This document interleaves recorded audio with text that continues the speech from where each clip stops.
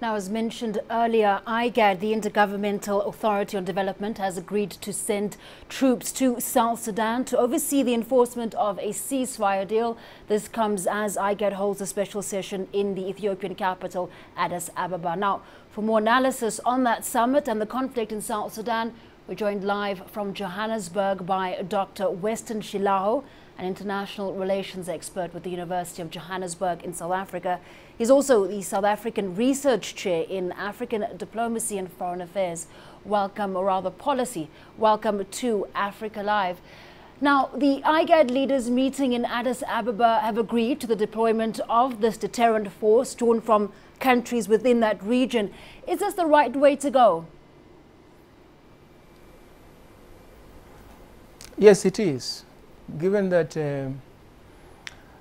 the conflict that erupted last December seems not to be coming to a halt in spite of the ceasefire that was agreed upon by both parties.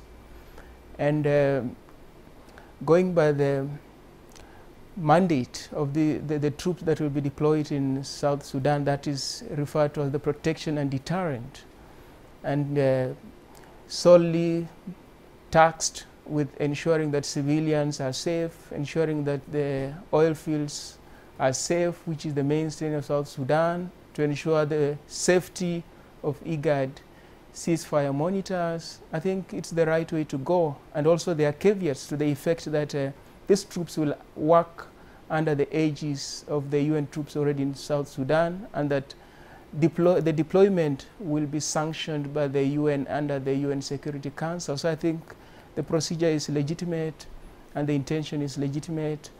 There would only have been doubts if these troops were to be deployed in Sudan, in South Sudan rather, as IGAD troops, because then there would be fears that they would take sides in the conflict.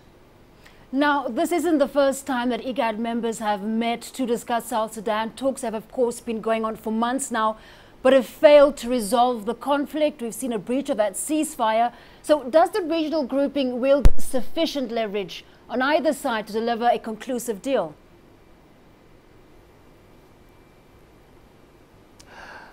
I think the rebels under Riek Machar are suspicious of the intentions of IGAD, especially given the communique that was released after their meeting in Nairobi, whereby there was a thinly veiled threat against the rebels to the effect that they would not sit by and watch an unconstitutional power takeover. And so the rebels are very suspicious of the intentions of IGAD. And so I doubt whether they've got leverage over this conflict, because they do not have the confidence of both parties.